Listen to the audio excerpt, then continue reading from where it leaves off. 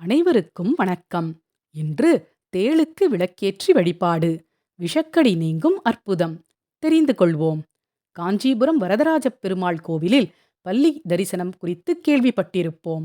அதேபோல் சிவாலயம் ஒன்றில் தேளுக்கு விளக்கேற்றி வழிபடுகிறார்கள் பக்தர்கள். திருப்பூரில் இருந்து சுமார் 14 கிலோமீட்டர் தொலைவிலும், கோவையில் இருந்து சுமார் 43 கிலோமீட்டர் தொலைவிலும் உள்ளது அவிநாசி. புராண காலத்தில் திருப்புக்கொளியூர் என்றும் தட்சிண காசி என்றும் போற்றப்பட்டுள்ளது இந்த தலம். இங்கு அருளும் ஈசனின் பெயர் அருள்மிகு அவிநாசி அப்பர், அம்பாள் அருள்மிகு கருணாம்பிகை. சுந்தரமூர்த்தி நாயனார் பதிகம் பாடி போற்றிய தலம் இது.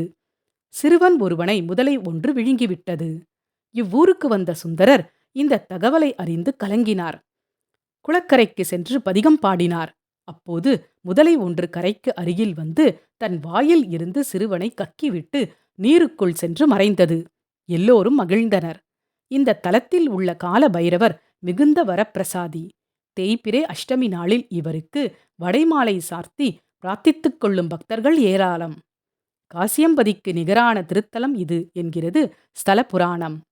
கோவிலில் உள்ள கிணற்றில் காசியிலிருந்து கங்கா தீர்த்தம் வந்து ஐக்கியமாகி இருப்பதாக ஐதீகம். சுவாமிக்கு வலது பக்கத்தில் அம்பாள் சன்னதி கொண்டிருக்கும் ஆலயங்களில் இதுவும் ஒன்று. இங்கே அழகு கொஞ்சம் திருமுகத்துடன் கருணையே உருவெனக் கொண்டு காட்சி தருகிறாள் கருணாம்பிகை.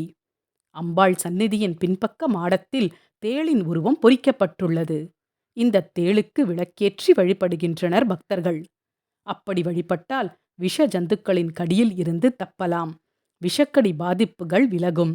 விஷ ஜந்துக்களால் வருகிற கனவு, பயம் ஆகியவற்றில் இருந்து விடுபடலாம் என்பது நம்பிக்கை. நன்றி. வாழ்க வளமுடன்.